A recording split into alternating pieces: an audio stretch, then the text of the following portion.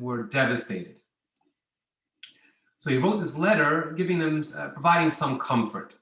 There are two terms that we need to be familiar with before we read the letter. If you have your student textbook, on page 42, it's figure 2.1, and you'll see there are two terms. You'll see ruach and nefesh. So we're told that the soul actually has 5 components, 5 levels to the soul. The 2 lowest levels, which we're going to deal with today, are ruach and nefesh. Nefesh, the lowest level of the soul, is what gives life, physical life to the body. So it's almost like the battery of the body. Ruach, on the other hand, is where the emotions and feelings come from. So it's a bit more transcendent than the nefesh. So the ruach, which enables emotions, when a person passes on, we'll discover this more later, the ruach actually leaves the body and ascends to Gan Eden, to the Garden of Eden, to paradise. On the other hand, the nefesh, the part of the soul that enables physical life and biological life, actually retains a connection or remains connected to the body in the grave. So bearing that in mind, we'll read the following letter. It's on page 43, text 1a. And perhaps we can have a volunteer, if you have your book already, perhaps you can volunteer to read text 1a on page 43. That'll be very helpful. I'll have to pick on someone if no one offers. Okay, David, go ahead, please. You have to unmute yourself, though, before you start reading. There you go. You're still on mute. David, you're on mute. We can't hear you. Okay, I don't want to keep everyone waiting too long, so while you work on that, I'll start reading it and you'll take over. 15 seconds. Okay, go. Here you go. Text 1a. As is known, the life of the tzaddik, righteous person, is not physical but spiritual. It consists of faith, reverence, and love. During the tzaddik's lifetime on earth, these 3 attributes that belong to the soul dimension of ruach. They are constrained within their container and garb, namely the nefesh that is bound to the corporeal body. This imposes the restraints of physical space upon these attributes. As a result, all the tzaddik's discipline receive but a growth of these ruach's attributes. A mere ray that is emitted beyond the container by means of the tzaddik's body, words, and thoughts. The inability to receive directly from ruach is a revelatory handicap. And therefore, our sages stated that it takes 40 years for students to fully plumb the depth of their master's teachings. By contrast, after the tzaddik's passing, the nefesh separates from the ruach and remains in the grave. While the ruach and its 3 attributes rise to Gan Eden, consequently, whoever is close to the tzaddik can receive directly from his ruach in Gan Eden, because the ruach is no longer restrained in the container or confined to a physical space. There is now a straightforward path for the tzaddik's disciples to connect with the essence of their master's ruach. The faith, awe, and love with which the tzaddik served God, and not merely these attributes outer glow that escape beyond their container, the disciples connected and received commensurate to the degree of their loving connection and closeness to the tzaddik during his lifetime and after his death. For the transmission of all things spiritual is always by means of great love. Thank you, David. So just to summarize, the Alter Rebbe is sharing with these Hasidim that while obviously it's a tragedy or it's a loss to lose your Rebbe, who you really depended on for inspiration and for guidance, but you have to put this in context. And the Alter Rebbe explains that the Ruach of our soul, the emotions and the feelings of our soul, are now unencumbered. When a tzaddik passes away, they're unencumbered. In other words, during a tzaddik's life, if the tzaddik has tremendous passion, love, how does the tzaddik share that with us? Through the physical body. So it's like a filter. We don't get the full intensity of the tzaddik's soul because the body filters it.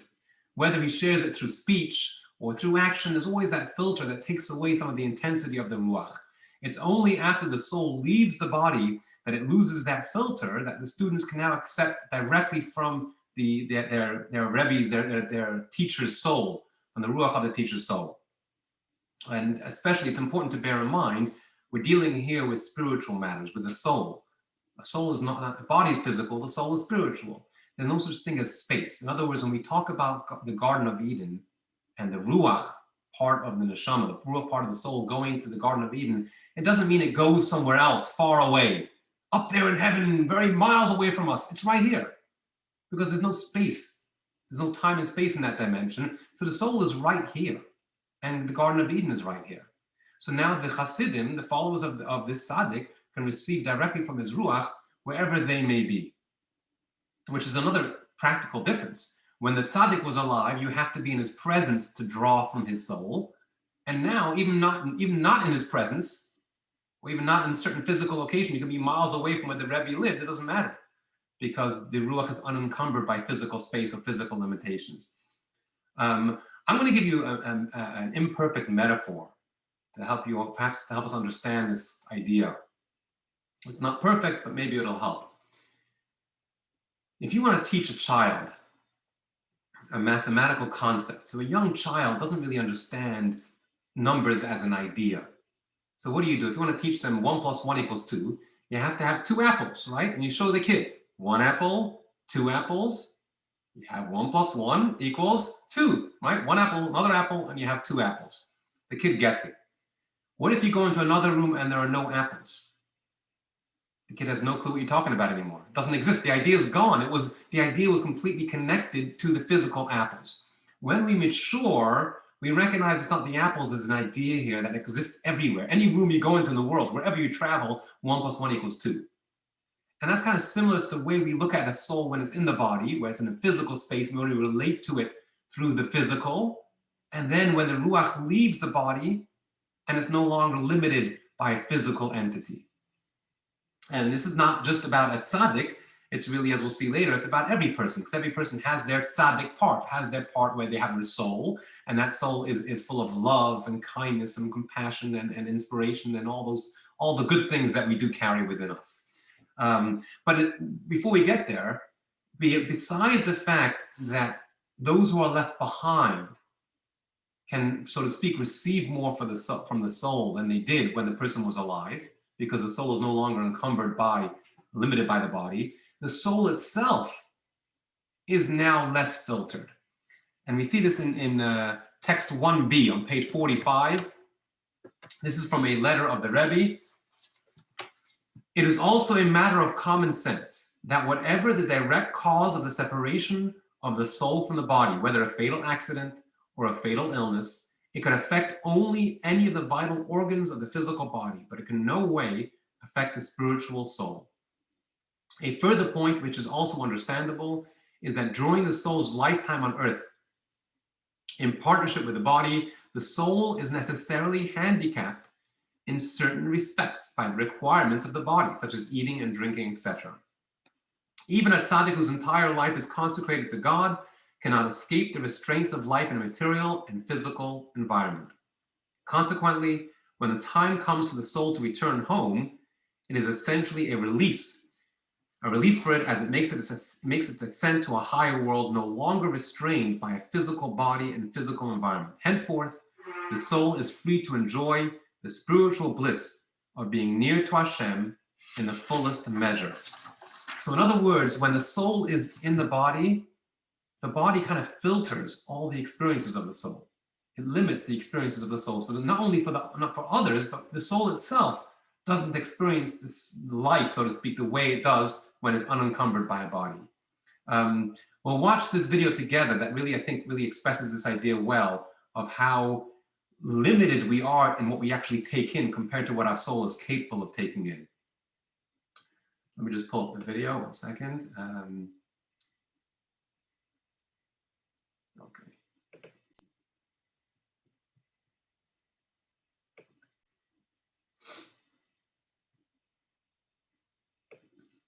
1 second, just paused it. Let's try that again. Here we go. Lesson 2, Taking Lead. Sorry. There we go, that's the right one.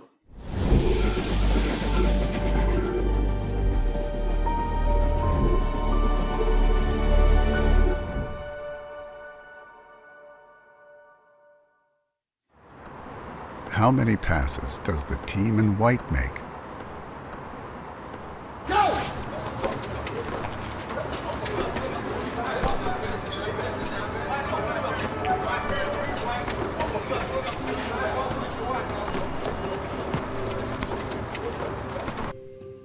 The answer is 13. But did you see the moonwalking bear?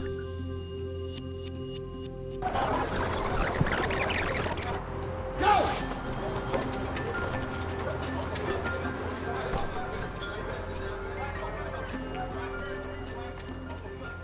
That's what psychologists call inattentional blindness. And no, it is not a condition to be concerned about. In fact, life would be impossible without it. Let me explain. As powerful as the human brain may be, it is easily overwhelmed by the sheer onslaught of observation, calculation, sight, sound, and signals that envelop our every waking hour. The brain cannot permit itself to register and record each image and movement, every message and stimulation. Instead, our brains and nervous systems aggressively filter and limit our intake to manageable levels. The result? We notice a fraction and ignore the fullness, and remember far less. Often, we purposely engage in what cognitive neuroscientists call selective attention, like focusing on a dinner partner in a crowded restaurant, while tuning out all other conversations in the room. Now imagine that you had the ability to absorb everything around you, to absorb, comprehend, and recall all the details, and fetch every memory at will, without being overwhelmed. That is the incredible experience of the human soul, once it detaches from the body at the close of a lifetime. Unshackled from the frailties of a nervous system, unrestricted by networks of neurons, it is unbelievably free and powerfully present.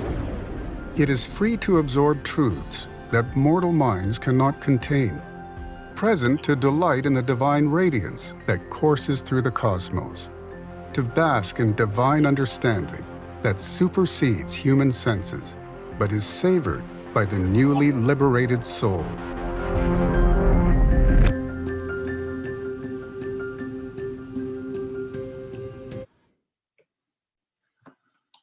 It's actually a fascinating concept if you think about it, that the job of our brain and nervous system is actually to stop thoughts, to hold things back so that we can actually process information.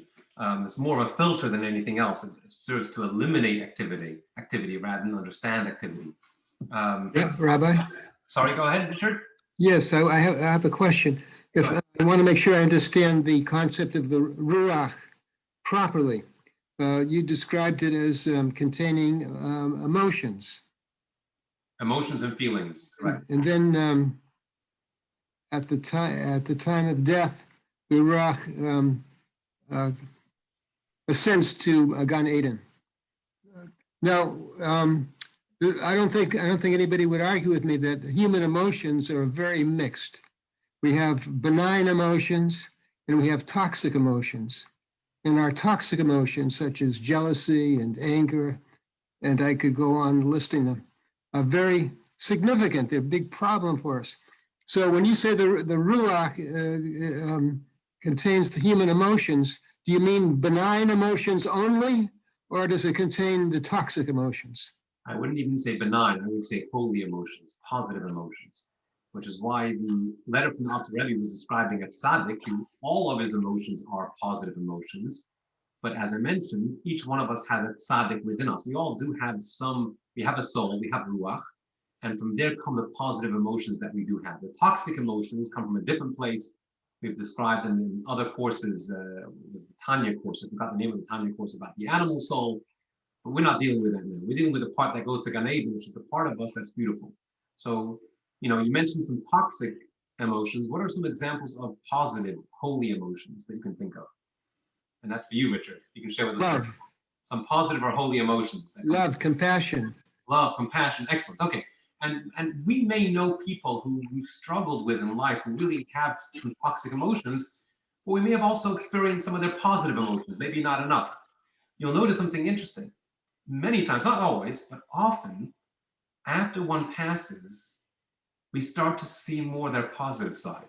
We remember them for their positive. And that's because that's all that's really left.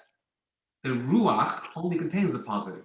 The only thing that's left of the person when they pass on are those positive emotions and positive feelings and those principles that they live with. So all of that, think about a parent or a grandparent who may have passed on, the love, the passion, the connection, the fact that they believe their family, whatever it is, their positive principles, all of that continues. And only continues, we're saying it's intensified manyfold. Because now it's not limited by the filter of the body anymore. And this is why the moment of passing is so powerful, because in a sense, all the positive qualities and a lifetime of positivity and working on oneself, all of that's released and taken to a higher level at the moment of passing. And we have the ability, like the Alter Rebbe was talking to the students of the Kotzker Rebbe. So we have the opportunity to connect also, or to relate to our loved ones who have passed on. But the key is you have to relate to them on their terms. What do I mean by that? So, if you're playing with a baby, you use a rattle, right? If you're playing with a 10-year-old, you can't use a little baby rattle anymore. You have to use a basketball, a Monopoly game. If you want to relate to a 20-year-old, you got to relate to them on their. You always have to relate to everyone where they're holding. So if we're gonna try and relate to our loved ones in a physical manner, even after they pass, we're not accomplishing anything. We need to relate to them on their terms now, which is about those more spiritual matters, the love and the positive qualities that we mentioned before, those positive emotions. And that's how we can relate to them and connect to them even after their passing.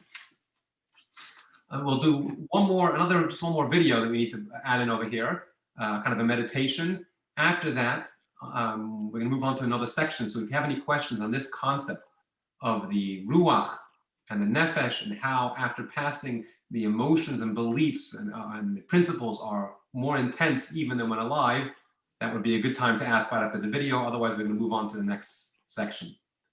Let me just get this ready. Looking for my freedoms. Here we go. Okay.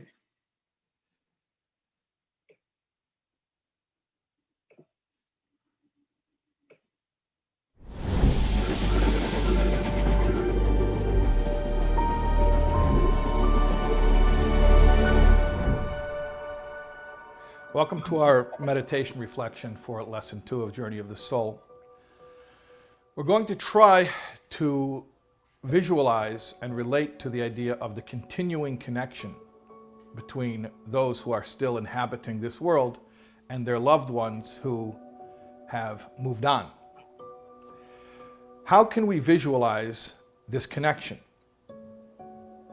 So I want to share with you a metaphor that was given by the Lubavitcher Rebbe to a grieving family when they lost their dear mother.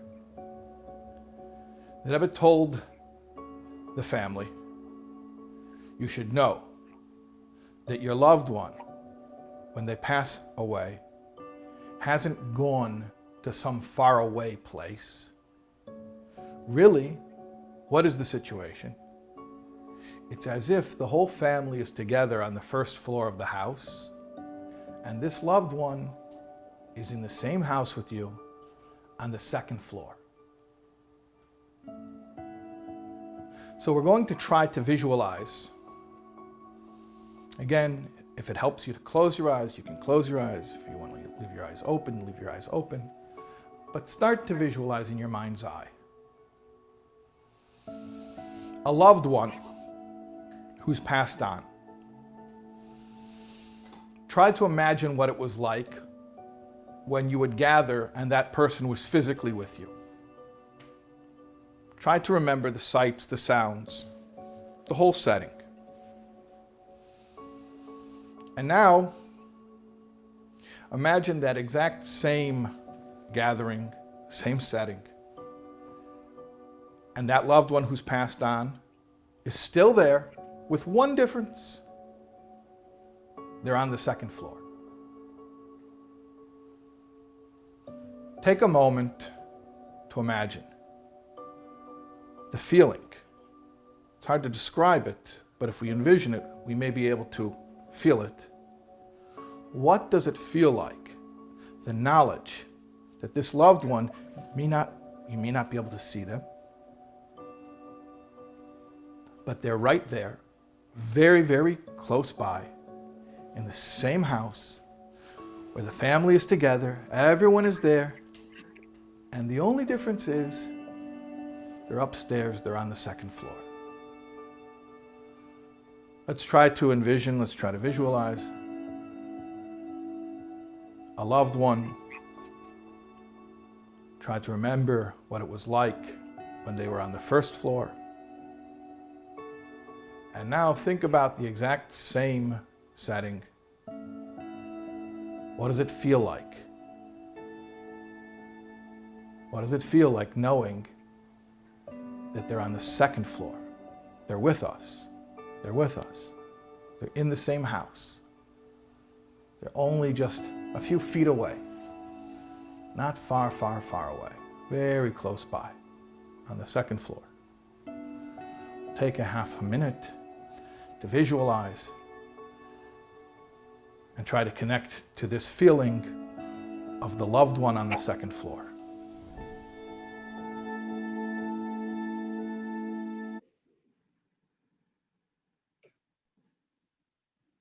Okay, any questions before we move on to the next section of the class? You can raise your hand. I guess if I can, I'm not sure if I'll see you, but you can unmute yourself. Otherwise, we're going to move on. Okay, so David, you have a question? You have to unmute yourself, though. You're back on mute.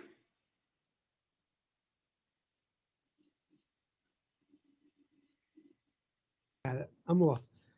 How do you communicate with that person on the second floor? Do you shout up to it? Do you bang on the ceiling? So question. We will, well, it depends what you mean communicate. You see, in this world, we're familiar with physical communication and physical giving.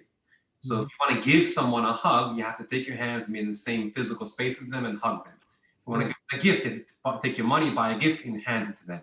What we will discover later on in this course is you can really, in a very literal way, give a gift to a loved one. Not a physical gift, because again, you want to connect with them on their terms, right? You can give a spiritual gift. I think that's lesson 5, I believe. We'll get to that point. Communicating with them is different. You can't. Well, the truth is, in a sense, you could, but you don't want to, because they're in biblical times, there were actually these soothsayers and so on that would recall the dead.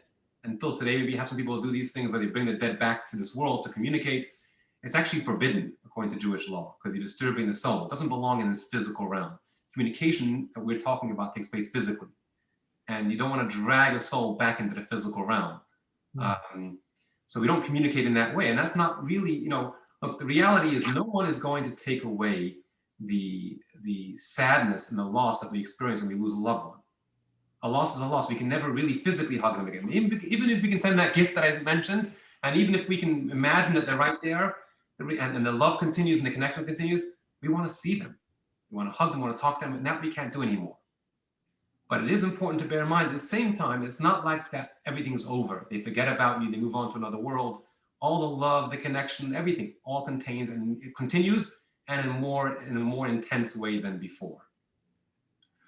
So based on this, what we've discussed so far, you would think that when a soul passes and leaves this world, or the moment of passing would be a breeze, piece of cake, right? The soul is now unencumbered, it flies away. You can just imagine like the soul flying out of the body with wings. But if you take a look at text 2 on page 47, in the Zohar, it paints a very different picture. Nothing is as hard for the soul as its separation from the body.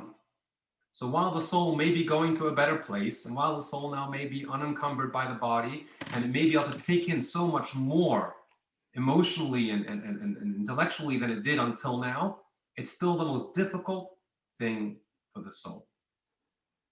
Why do you think this is the case? Why is it so difficult for the soul to leave the body? Anyone want to take a crack at this one?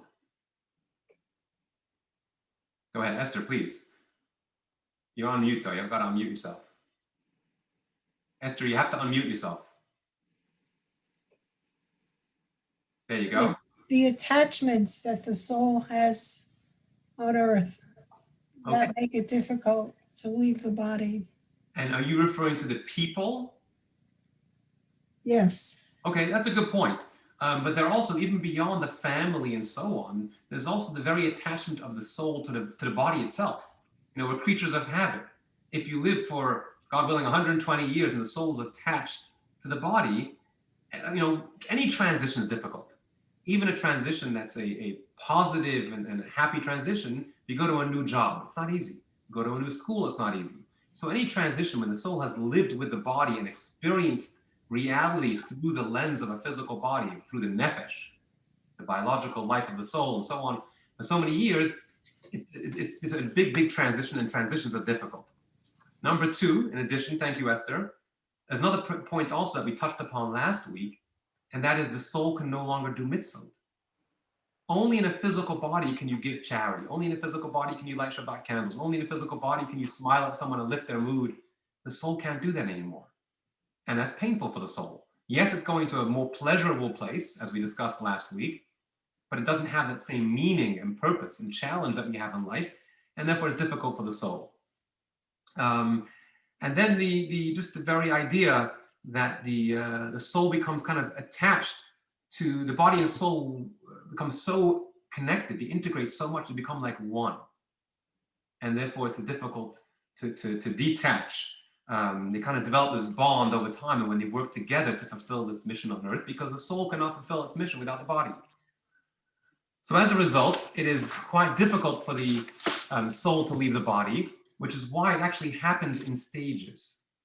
It doesn't just immediately leave. Good riddance, it can't do that. It's very difficult, it takes time. What's interesting is actually at the very beginning of life, we're told that the soul slowly enters the body. It's not immediate. There's a slow process where the soul slowly becomes one with the body over time. And there are different stages. By the baby naming is one stage. By birth, obviously, by the baby naming, by bar and bat mitzvah. It's kind of the culmination of that process. So there's a slow meshing of the body and soul where they become one. And the same is true on the way out. The soul and the body slowly separate from one another. Let's take a look at text number 3 on page 49. For 3 days, the soul hovers above the body, thinking that it can return to it. After 3 days, when it sees that the body's face has changed, it leaves the body and departs. And then we continue in text 4a on page 50. For 7 days, the soul goes from the house where it lived to the grave, and from the grave back to the house, and it mourns its body. After 7 days, the body is subjected to its fate, and the soul ascends to its place. So we see kind of 2 stages already. The first stage is for the first 3 days. It's almost like shocking for the soul to suddenly be what it is outside of a body. And therefore, the first 3 days, it's trying to go back and hopes to go back into the body. And as the body slowly decomposes, it allows the soul to leave, which is one of the reasons why we try and rush funerals. We try not to push off a funeral, because the quicker you bury the body, the quicker the body's allowed to decompose, the quicker you allow the soul to move on. It's not an easy journey for the soul, and we want to help it along its process. So the first 3 days, it's waiting to go back into the body, it's hoping to return to the body. The first 7 days, it's going back from the gravesite to the house, which is why, if possible, we sit Shiva in the house of the deceased. Whenever possible, if you can do the Shiva in the home, that's preferable because that's where the soul where the soul rests or exists during the time of the Shiva. Then in text 4b on page 50, for 30 days the soul and the body are judged as one. And thus the soul is located down here on earth. After that, the soul ascends while the body erodes in the earth. And finally, text 4c, for 12 months, the body still exists and the soul ascends and descends. After 12 months, the body becomes null and the soul rises and no longer returns. So you see this gradual process, 3 days, 7 days, 30 days, and finally the year when the soul completely in Gan Eden, the Garden of Eden, exists on a higher plane and has less of that connection to the body. So it's a slow process. Now, anyone notice something familiar about the soul's journey? The 3 days, the 7 days, 30 days, and 12 months? Those numbers sound familiar to anyone? Certainly. Go ahead, Richard. You can enlighten us. Well, 30 days is after the Shiva, you have 30 days Shloshim. And I believe at the end of Shloshim, you have a dedication of, I might be missing something here, dedication of the grave. Right, so the dedication of the grave is not necessarily, some people do that at 30 days, not others, but there is a 30-day period. Let's take a look at text 5. Thank you, Richard. You got it spot on. Text number 5. If you look in the laws of Maimonides about our mourning down here on this world, for those who are left behind, the loved ones, mourners observe 3 days of weeping. So the first 3 days are considered the most intense level of mourning. 7 days of eulogy, so the 7 days of Shiva. And for 30 days, restrictions on haircuts and wearing freshly ironed clothing, marrying, joining a celebration of friends, and traveling on business. So now we have the 3-day period, the 7-day, and the 30-day of our mourning. And then in text 6, on page 53, if you encounter an acquaintance within 30 days of that person having lost the next of kin, offer words of consolation and avoid the customary pleasantries. If 30 days have elapsed since the relative's passing, greet your acquaintance in the usual manner and offer indirect words of consolation. Avoid mentioning the deceased by name and extend a generic consolation, such as, may you be comforted. If your acquaintance is mourning the loss of a parent, you should offer a direct message of comfort for the first 12 months, and only after that scale it back to indirect consolation. So when one loses a parent, we have the period of 12 months. So you see within our mourning, you also have 3, 7, 30, and 12 months, the same 4 stages, because what's actually happening is we're not just, the idea of the mourning is not just for the mourners. It also corresponds to what the soul is going through. So we're actually mourning not only for the deceased, but we're also mourning along with the deceased. We're going through that journey with them because it is a process and a journey for the soul. This actually helps us understand an interesting halacha. There's it says in the Talmud that if someone passes away and they don't leave a next of kin, so you would think, what's the point of having Shiva? If Shiva is only for the mourners, there's no point in having Shiva. But take a look at text 7 from the Talmud on page 54. If a person dies and leaves no next of kin to be comforted, 10 people should go and sit in the deceased home. A man died in Rabbi Yehuda's neighborhood as there were no mourners to be comforted. Rabbi Yehuda assembled 10 people every day and they sat in the deceased home. After 7 days, the dead man appeared to Rabbi Yehuda in a dream and said, may your mind be at rest, for you have set my mind at rest. So we may have always seen the laws of Shiva and the laws of Jewish mourning about the mourners and helping them recover and re-enter life, but it's more than that. That is a part of it. But it's also about the process that the soul has to go through to comfort the soul and to be there with the soul as it goes on its journey. This also is just an interesting custom that people may not be aware of. That one of the main mitzvahs, when we go to a funeral, it's a mitzvah to go to a funeral. The actual mitzvah, beyond, there's a mitzvah to help with the burial. So you take the shovel and you actually help with the burial. You lower the casket. The only other mitzvah there is halvayat hamet, to escort the deceased. In other words, it provides comfort to the soul when you escort the body to the grave. And sometimes, we go to a funeral, and we hear the eulogies and the prayers in the funeral home, and then we leave. and we really miss the mitzvah. That's not the mitzvah, is not to hear the eulogies. That's just the service. The real mitzvah is to escort the deceased. If you can't go to the cemetery, the way we fulfill the mitzvah is when they put the casket into the hearse, you follow it for a few steps. The hearse will drive slowly, and you walk behind it at least a little bit, so you fulfill the mitzvah rather than just simply going home. Because that's really the essential mitzvah, and it provides comfort to the soul, knowing that it's all his friends and family from life are there with him, escorting him on this journey. Any questions before we move on to the next section of this class? Rabbi? Yes, Yeah, go ahead, Would that David. Sorry? Would that also hold true for Kohanim? So a Kohen cannot go to a cemetery, and if he goes to the funeral, we'd have to stand outside. Right. No, I'm talking about following the hearse. So they can follow behind the hearse because they're not under a building, so it's fine. Outdoors is fine. Anyone? Thank you, Dave. Anyone else? yes, you mentioned after the 30-day period, 12 months. But we also have the tradition of saying Kaddish. Mona says Kaddish for 11 months. Right. So Explain that. good question. So Richard's question is, we mentioned the yard site, which is after 12 months, but there is another milestone, I guess you can say, that when we say Kaddish for someone, for a loved one, we say it for 11 months and not 12 months.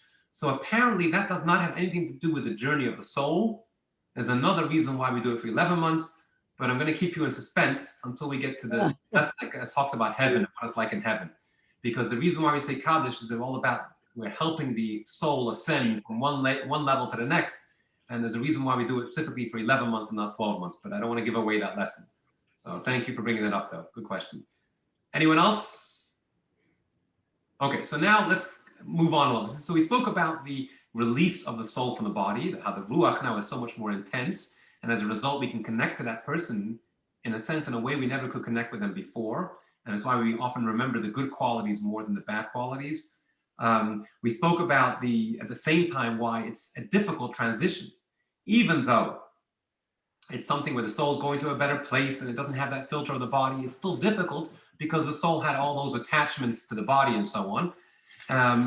And we also spoke about why that, therefore there's a slow journey, a process of how the soul slowly leaves the body. So now we've got to this point. Let's talk about the body a little bit. We've spoken about the soul. What about the body? So you would think, and even though as Jews this would be horrific to us, but you would think body is nothing. I mean, logically speaking, it's all about the soul. What was the body? The body was nothing more than a physical shell, like a glove. You know, you're making salad with some gloves on. What do you do when you finish making a salad? You throw the gloves out. You don't need to keep your gloves. You finish with the body. I don't know, toss it out, God forbid, right? And we all know, just intuitively, we know that we don't do that as Jews. As we'll see, we actually accord the utmost respect to the body. Why? What's the logic behind this? So let's take a look at text 8a on page 55. This is from the Talmud tractate Moed Katan. One who is present at the time of a person's passing is required to tear their clothing. This is because a person's passing is likened to the burning of a Torah scroll. There's a halacha, that a law that if one is present, God forbid, when the Torah burns, the Torah is forever. During the Holocaust, this happened often when someone burns a Torah, sets fire to a Torah. It's a terrible tragedy, and you have to tear your clothing.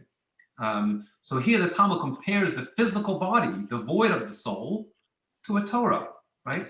What's the connection? A Torah scroll is holy. Why would a body be holy like a Torah scroll? So take a look at text 8b on page 56. Nachmanides points to the sacred names of God that are inked onto a Torah scroll's parchment as an analogy for the sacred soul that is installed within the corporeal body. In other words, the body can be compared to a piece of parchment. Is a piece of parchment holy? No, absolutely not. It's hide. It's from a piece of leather, right? Had you not used it for a Torah scroll, you could use it for a pair of shoes and walked all over the piece of leather. But the moment you write one of God's names on it, the moment you write a letter of Torah on the parchment, it's a whole different entity. It's no longer a piece of parchment, it's a Torah. And even if the letter gets erased or rubbed off over time, We treat that scroll with utmost importance, utmost respect. The same is true with the body. Being that the soul was imprinted on the body, the soul became one with the body and was able to fulfill its mission and purpose in this world and perform so many mitzvot through the body now becomes holy. Think about all the mitzvot that we've done throughout our lives. The times we've given charity, we've helped another person, we've lit the Shabbat candles, we've said prayers, we've thought ideas of Torah. That was all through the body. And as a result, the body becomes independently holy even after the soul leaves it. And therefore we have these a tremendous amount of respect for the physical body. If you take a look at text 9 on page 57. So there are many laws in relation to how we treat the body. All who tend to a corpse must be aware that they are handling a holy entity. The human body is more than simply a sheath to a sacred entity, a tool that serves a supernal soul. Rather, it has itself become sanctified with an independent holiness, similar to a Torah scroll. Most Jewish communities, actually, especially larger Jewish communities, have a Chevra Kadisha, have a burial society, a holy burial society is called, who deal with the body. That's their one job, to make sure that you deal with the body with the utmost respect. And there are many details. For example, you're not allowed to have casual conversation in the presence of the body. So you can't sit and talk about sports when the body is still present. The body has to be covered the entire time. And even when the body is being washed, the private areas are covered, except when they're being washed. There are men who do the tahara for a man, women who do the tahara do the washing for a woman. The body is never placed face down. These are all examples of how we treat the body with the utmost respect. I actually last year, I unfortunately was helping a family who had a terrible, tragic accident where their son was killed in a car accident. And because there was actually two people died in the accident, so the hospital, Westchester Medical Center, sent the bodies to the medical examiner's office because they, have to do autopsies and so on. But it's against, if possible, it's against halakha. So we try and avoid these things. And they gave us kind of an exemption so we could do the burial as soon as possible. So I went to the medical examiner's office in Valhalla. And when he wanted to go check the body, so he actually invited me in because he was so familiar. He's not Jewish, actually, he was, I think, from maybe Asian descent. But apparently he was familiar with the way we do things as Jews. So he invited me in as the rabbi to watch, and I can see that he's treating the body with the utmost respect. And I saw the way they had all the other corpses laying there, just exposed and just in a very crass way. And this one body was completely covered, and he was very careful when he did his inspection and wrote down the records and so on. And then he released the body for the funeral right away. So this is something that's very much a part of our culture, that even though we believe in the soul and the eternity of the soul, and the body is nothing more than the shell, we treat the body with utmost respect. We actually don't even leave the body alone. It's customary to have a shomer. Until burial, there is someone who stays with the body the entire time. Usually when you call a funeral home, especially in the tri-state area where they're familiar with Jewish customs, you can tell them, I want the Chevra Kadisha to do the tahara. I would like the burial society to do the purification. And also I would like them to hire a shomer. And the shomer stays with the body the whole time and says the prayers, the psalms with the body throughout. So you clearly see the great honor we accord to even to the body after the passing.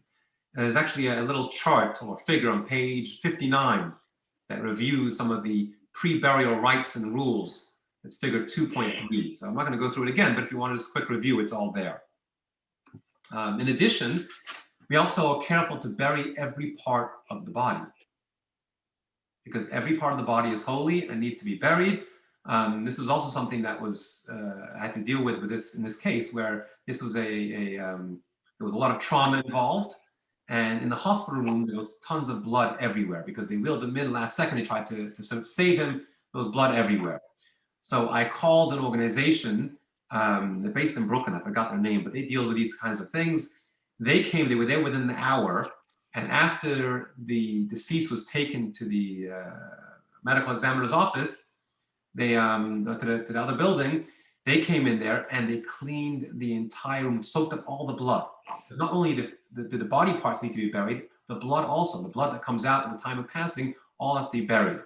So everything from the sheets, from the machinery, every possible, anything you can imagine, literally had a bag full of sheets and clothing and items that had blood in it that was buried together with this individual. Okay, it's a little bit morose. Sorry about all that, all the details. Let's move on. Anyone have any questions before we proceed? Oh, Rabbi, it's me, Neil. I'm invisible because I'm driving, so I'm in safe driving mode. But I remember that day very well, and I was very touched by this story. Then I am again now. So thank you, Rabbi. And if you are able, if you could do my funeral someday, I would be very honored. Thank you. I'm hoping you make it to 100, 180 at least. I'll be pretty old by the time. I might retire by then, but we'll see. We'll talk then. And someone else had a question. I don't necessarily see. Go ahead, please. Hi, I was just wondering why in Israel they bury wrapped only in a tallis in the ground directly, and why in America we have the custom of using caskets. Is there any significance to that? Okay. In the Torah? I'm not 100% sure. We will touch upon soon this concept of returning the body to dust. So that's why in Israel they do not use a casket. Why we typically use one outside of Israel, I'm not sure. It may just simply be due to regulations. It may be illegal to bury someone without a casket in America, possibly, okay. But I'm not sure. But in Israel, usually, typically do not use a casket. Thank you. Go ahead, Paula. Is there, I recall that a window was open after somebody had passed. What's the significance, so that the soul can depart, but can't the soul just go through walls? Right. I don't know. I don't know the answer to that. But it is a tradition, or? Yes, there is a tradition to open a window. Yeah. I'm not sure if that's kind of giving permission to the soul to leave. In other words, you're saying, it's okay. Okay, you can move on. But I don't know. I'm guessing. Sorry. Anyone else before we move on? Okay, so we're going to move on now to the text 12 on page 61. This is directly from the Torah. You shall surely bury him on the same day as his death. So there's a biblical command to bury someone on the day of his death. So first of all, it's two parts to this. Number one is to bury someone. And that's something important that we should touch upon, because unfortunately today cremation has become very, very popular in society in general, but also amongst the Jewish population. And we have a clear biblical command to bury the dead, and you cannot bury someone once they've been cremated. You cannot bury the body any longer. So it's something that we will discuss briefly, but also the idea that it should be done as soon as possible. In Israel, they make a great effort to do it that day. Here in America, often it's done the next day, but we try as much as possible not to delay it. And there are a couple of reasons for this. Obviously, one reason is we spoke about how difficult it is for the soul, this whole process. And the more you delay it, the more painful it is for the soul. That's one reason. In addition, it's also disrespectful to the body. Now, in the olden days, it was even worse because they didn't necessarily have refrigeration like we have today, so you allowed the body to decompose and out in the open. But even today, it's disrespectful to the body just to leave it in limbo. There's a job that needs to get done. The soul needs to return to where it came from, as we'll discuss in a moment, and that should be done as quick as possible. The only time that we do delay a funeral, and it often does happen, is if it's for the honor of the deceased. So for example, if key family members are in Australia, and it'll take them 2 days to get in, you delay the funeral for something like that. A parent, a child, or a sister and brother cannot make it, that would be a sufficient reason to delay the funeral. But simply to delay it out of convenience is something that we try and avoid. Let's move on to text 13 on page 62. People proceed to their eternal abodes, and the mourners go about the streets. This is from Kohelet. The dust returns to the earth as it was, while the spirit returns to God who bestowed it. So this is an important concept here. The dust returns to the earth as it was. See, in Judaism, we see the body as something that is gifted to us. It's not ours. My body is not mine. It's one of the reasons why we're not allowed to harm ourselves. It's forbidden. Biblically, it's forbidden to cut oneself, or a tattoo is forbidden, because your body does not belong to you. It's a deposit given to you by God so that you can fulfill your mission in this world. And therefore, when you're finished with the deposit, you got to return it. It came from dust. You remember last week we spoke about the way God created mankind. First, he created the body out of the earth, and then he blew into it the soul of life. So when the soul leaves, we must return the body to our creator, to return it to dust, to where it first came from, to its source. Text 14 on page 63. For you are dust, and you will return to dust. This is from Genesis. So Reb Chaim Vital, who's the author of the teachings of the Holy Ari, the Kabbalah, the body comes from earth and it is entrusted as a deposit to the individual's care. Upon death, the deposit must be returned to the earth from where it came and buried there.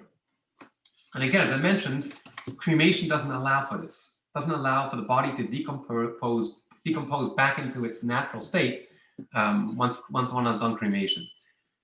Obviously, we know in the Torah there are many stories of burials that we read about. The burial, Abraham buries Sarah, and then we read about Rachel being buried. We read about Yosef, he requested for his body to be transferred to Israel and be buried there. We read about how God himself buried Moses. So it's something that's very important in Jewish tradition, to the extent that in Israel today, you see the IDF will often go to great lengths to recover a body. When a soldier has been killed at war, Israel will go to great lengths to recover that body from an enemy territory. Why? The person's dead. Why risk additional soldiers? Why go through the... Because it's so important for us, the ability to be able to bury our dead. So this is clearly something that's very, very fundamental in Judaism.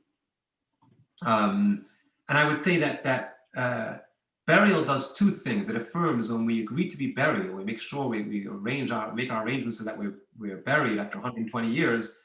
It really affirms two core Jewish beliefs. Number one, the belief that our body belongs to God. Number two, something we didn't mention till now, and we'll touch upon this later on in the course, is a fundamental Jewish belief. Maimonides lists his 13 principles of faith, 13 basic principles. Up there with, you have to believe in God and believe in the Garden of Eden, the world to come, is the belief in the resurrection of the dead. That there'll be a time when the soul will return to the body in this world, which again illustrates the importance of the physical body, how much we respect the vehicle through which we did all those mitzvot. The soul will actually return to the body. And putting the body to rest in the dust is a part of that process, that eventually the soul will return to that body. On the other hand, cremation doesn't allow for that. Doesn't allow, in a sense, in other words, cremation rejects those beliefs. Cremation says the body doesn't belong to me. I get to choose, but my body belongs to me. I get to choose what I'm going to do with my body. And it's a rejection of the belief in the resurrection of the dead. Obviously, for those, if we have family members or loved ones who were cremated, what's done was done. And obviously, often we don't necessarily know enough about it to make an informed decision. But here we have an opportunity to talk about it. And I think it is important to mention how fundamental this idea is in Judaism, even for people who are not religious. And often I hear that, Rabbi, I'm not religious. It's not for me. This has nothing to do with being religious. There are certain things that are so fundamental in Judaism that even non-religious people do. I'll give you an example. Circumcision, right? Many secular Jews will circumcise their children. Not all, many will circumcise their children, even if they're not religious, because it's Jewish identity. It's who we are.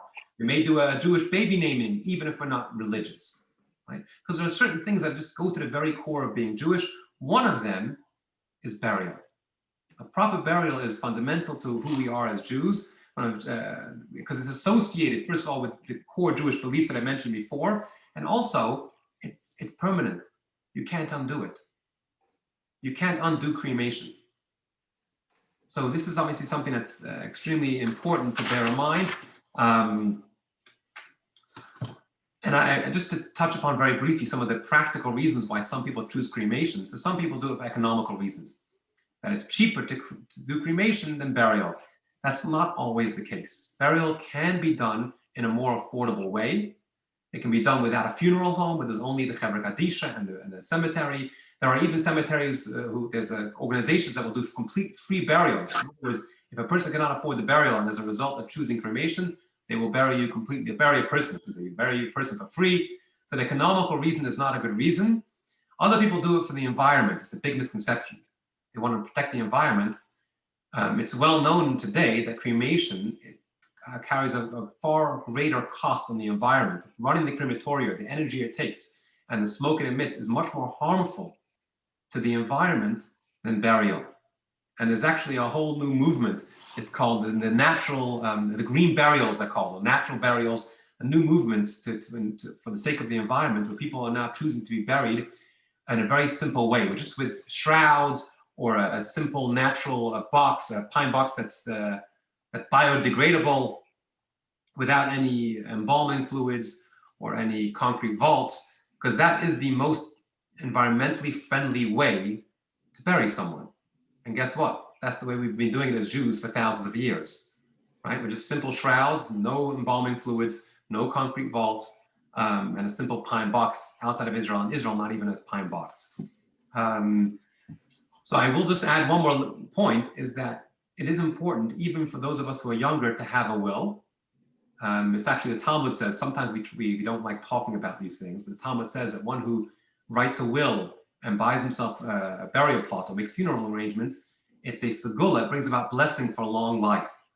So if you want to live long, make sure you write a will, and in that will it should say clearly what your funeral desire is, how you want to be buried. Because sometimes, unfortunately, I've seen this where it wasn't very clear, and the children decided to do a cremation rather than a burial because for them it was more convenient and cheaper, or whatever the reasons were. It was their preference. So I would recommend that everyone make sure to think about this, and if you have any questions, you can always email me or call me, but to make sure it's very clear to your family and written that you will want a proper Jewish traditional burial. I actually just recently, a month or two ago, someone called me. They were in the emergency room, and something happened, and they were a little bit panicked because they didn't have a will. So they go, Rabbi, I just want you to know this is what I want, and they list a whole list of instructions, in the emergency room. And I said, okay, you're gonna be fine and everything, but when you're done with this and you're fine, make sure you write a will. Next time, you don't want to call your rabbi while you're there, God forbid, on your deathbed, making your final arrangements. But let's move on to other the next part of the lesson. I should also point out, by the way, it's interesting to know what happens if you have a family member who did write a will, and they wrote in their will that they want to be cremated. Do you have to follow their instructions? No. So the answer is no. Typically, in Judaism, we place tremendous value on the wishes of those who are about to die. It's called, there's a mitzvah to fulfill the words of the mace, of the person who has passed on. So if they ask you to book money here or to move this, you do everything. One of the only exceptions are when it comes to the burial. And the reason why that's an exception is because the truth is we recognize that request came from a place of ignorance, because the soul, now that it is unencumbered from the body and sees reality the way it really is, the worst thing you can do for that soul is cremate the body. That would not be very pleasant for the soul. So to respect the deceased, we actually don't listen to his own wishes. Because in the world of truth, that's the last thing they want. Okay, let's move on. That's a little bit more morose, some of the things we're discussing. Let's talk about grave visitation. So we've spoken about the moment of passing, the soul's journey. We've spoken about our process of mourning that reflect the soul's journey. We've spoken about the burial. Let's move on to grave visitation. There's this idea in Judaism, we visit the gravesite of our loved ones. Why? Because we mentioned briefly earlier, there's a portion of the soul that retains its connection to the gravesite. So if you have your book, look on page 66, and from the Zohar, on text 16, the nefesh remains present in the grave. Due to the fact that it remains among the living, it is acquainted with their pain. This is a very powerful idea. The nefesh, the lowest part of the soul, always remains down here. Now, bear in mind that we mentioned the soul has 5 layers or 5 components. We didn't mean that it has 5 separate parts, separate entities. There's one soul down here, one soul. They're all connected. They always remain connected. So if there's a part of the soul, the nefesh, that remains in the grave, it remains connected to the ruach, which is in the Garden of Eden, which is in heaven. So the nefesh in the grave is very much in tune with the pain of its loved ones down here. At their time of need, it pleads with God for mercy on their behalf. When the inhabitants of the world are in need, When they are in sorrow and visits the cemetery, the nefesh is aroused to their plight. It ascends and awakens the ruach, which in turn entreats God for mercy. Consequently, the Holy One, blessed be He, has mercy on the world. So this is something that, we may have thought that it's kind of sentimental. We go to visit the gravesite for sentimental reasons. We want to remember the deceased. It goes way beyond that. There's a real connection that takes place when we go there, and the soul is awakened to our plight of what we may be going through, and they can serve as our lawyers. They bring our case in front of Hashem. And it's not just for us, it's the other way around also. The deceased appreciate the visit. Take a look at text 67, on text 17, on page 67, text 17. There was once a community that wished to relocate. One of the deceased buried in the vicinity appeared in a dream to a member of the community and pleaded, "Please do not abandon us, for we appreciate your visits to our cemetery." Barzillai, the Giladite, declared, "I would like to die in my own city."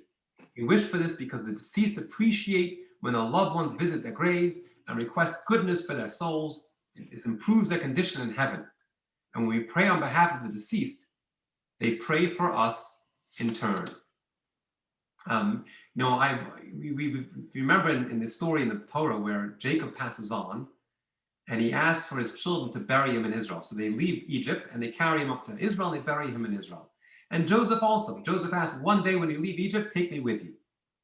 And till today, Jews make an effort to be buried in Israel. So many Jews who lived their whole lives in France and America, they'll be buried in Israel. So I've often wondered, why is it that the Lubavitcher Rebbe and his father-in-law, the previous Rebbe, are buried in Queens? Why weren't they buried in Israel? Didn't they appreciate the holiness of the land of Israel? Didn't they want to be? But it's true, they appreciated it, but they also wanted to be here because this is where they lived and this is where their loved ones are. This is where their connections are. And we have the ability to go visit their gravesite and pray by their gravesite and so on and so forth.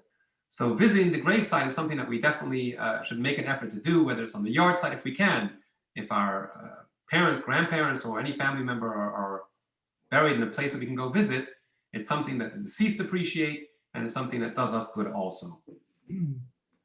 Any questions before we move on to the last part of the lesson? Go ahead, David.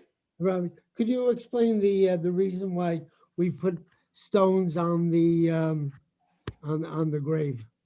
So one of the basic reasons is simply it's a sign of respect that we've been there. We haven't forgotten you. We're here. Show that people have been there. That's one of the basic reasons. We don't do flowers. It's almost like the opposite of flowers, because flowers, they represent the physical world. They decay, they rot. Mm-hmm. The soul is eternal. A rock never rots. A rock is eternal. It stays there, right? So in other words, we don't put flowers there. We make a statement. The body is decomposing, mm-hmm. but the soul is eternal. Any other questions?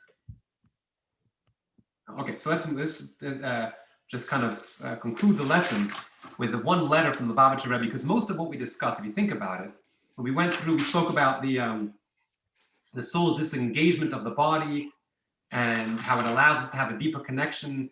Every part of the lesson so far has really been connected to this idea about our connection that is retained with our loved ones. So when we talk about the ruach of the neshama leaving and how that enables us to have a deeper connection with the soul, we spoke about the process of the journey of the soul leaving the body and how that's reflected in our process of mourning.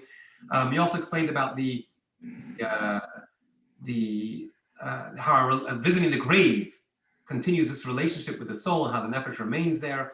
So in that note, thinking about the connection that we retain with our loved ones after their passing, let's read text 18 on page 68.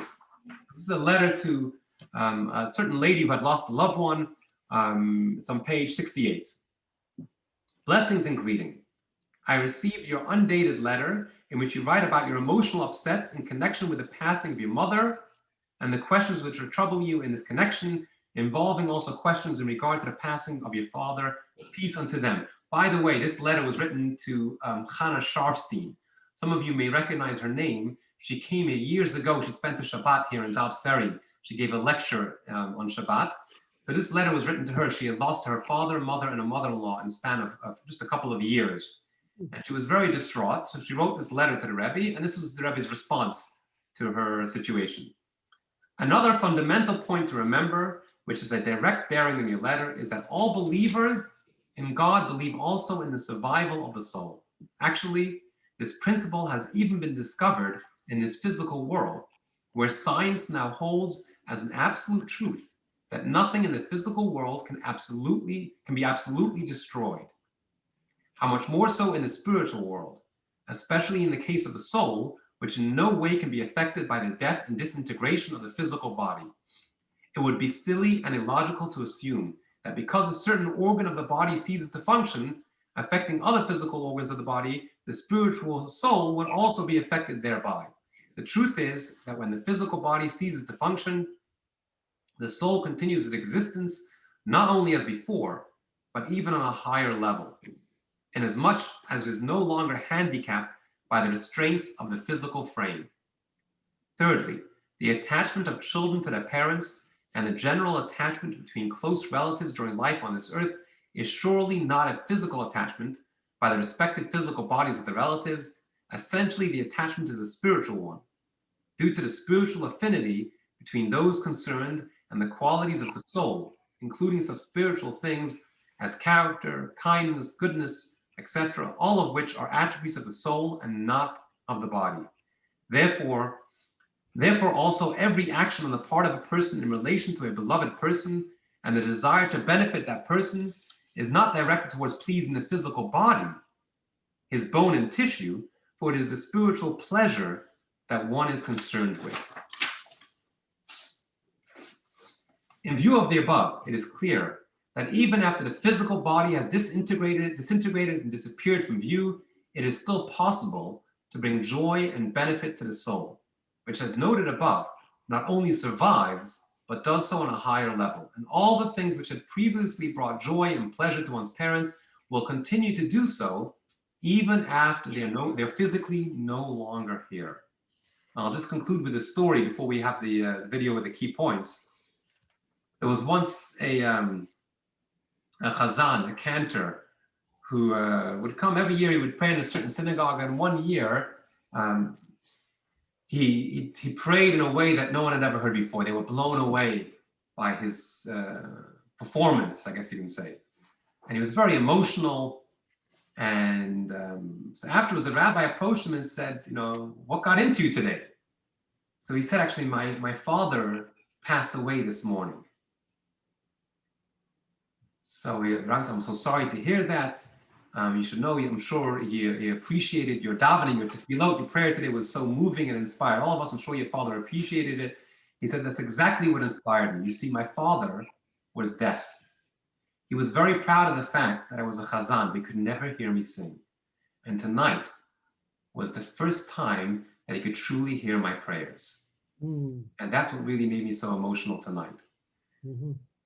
So we'll conclude with the kind of recap of the lesson, the key points. We just pull it up here. Okay, here we go.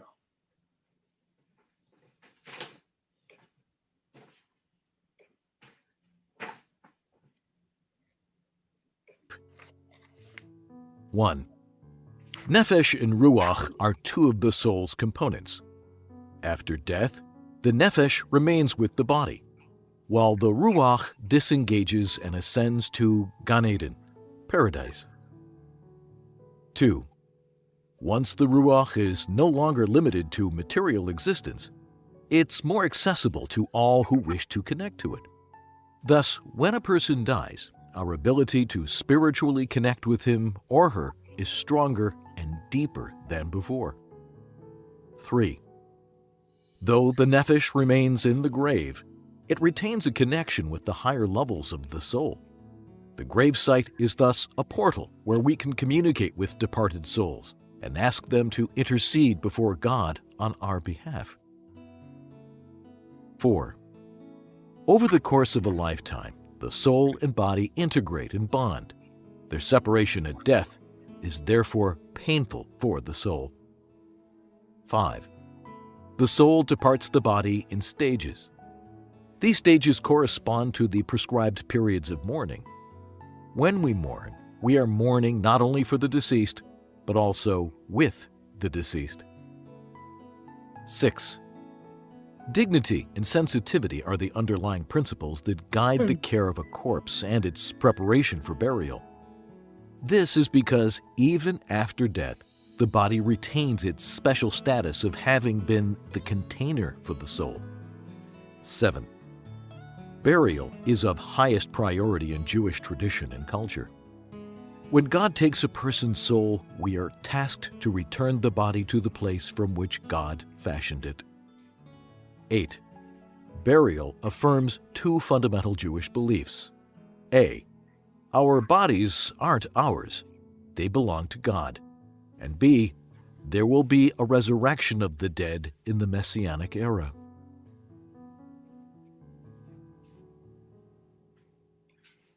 Okay, so thank you everyone for joining us. Thank you. If anyone has any questions, we'll take a couple of questions. Otherwise, we'll see you next week. Thank you, Rabbi. You're very welcome. Have a wonderful evening. Thank you, everyone. See you all next week. Take care. Shabbat shalom. Shabbat shalom. I'm assuming there's no questions. My assumption is that since everyone's quiet, if you have a question, just feel free to talk. Hi, Rabbi. Can you hear me? Yes, we hear you. Oh, you do? Oh, great, great, great. My one question. My patients with serious mental illness, right? I think that their soul is not mentally ill. Yeah, so maybe for the first time in decades after they die, they'll be able to kind of feel okay. That's very nice. Very nice to know that. Thank you, Rabbi. Thank you, Neil. Anyone else? Feel free to just talk if you do have a question or comment. I have a question about, would somebody else want to go? Paula, go. You're on. A newborn who is either stillborn or born or dies, minutes after they're born. Where's their soul is only partially there, or can you elaborate? Okay, elaborate. So the newborn or the stillborn had a soul also, because we already mentioned, I think we mentioned last week, we did. In one of the texts that we spoke about how God sends the soul down in the moment of conception, if you remember, right? So there's already a soul connected to the body from the moment of conception. The only thing is it doesn't mesh with the body, it doesn't become one with the body the way a regular person does, because that takes time. Think of when you make Jell-O. So first you have the powder and the water, and they're kind of two separate entities. The powder is there, but it's two separate entities. It's the powder and water. And then you mix it, and it slowly gels, and then you put it in the fridge, and it really gels. That's kind of the process we go through. So a person who passes on before bar mitzvah or bat mitzvah, the soul hasn't completely gelled with the body. So my assumption would be that the transition for that soul is easier. The longer we live, the more difficult it is for the soul to leave the body. So for the stillborn or for the newborn, something happens, God forbid, the soul probably very easily glides out on the body because it wasn't so connected. It doesn't feel so attached. Rabbi? Go ahead, David. Many of the requirements that we talked about today, there are variations for the Kohen. In fact, this week's Parsha talks about the purity of the Kohanim. And there's always been, being a Kohen myself, there's always been a difficulty of performing some of these connections since I am not permitted on the cemetery at all. So I guess we have to look at things, the question would be in a different light for a Kohen, or a Levite, a Kohen. Right, not Levite, just a Kohen. It's a good point. So a Kohen can go to the cemetery and remain outside. Yeah, right. And that can be done. And also bear in mind that while we spoke about the unique function of the cemetery, that the nefesh stays connected to the gravesite, bear in mind that the ruach is transcendent. And it means, in other words, you can connect anywhere with your loved one. It doesn't have to be by the gravesite. If it's something specific and special about the gravesite, you can really connect anywhere you are. Okay, thank you. You're welcome. Very good. Okay, have a wonderful evening, everyone. See you all next week. Same time, same place. Take care.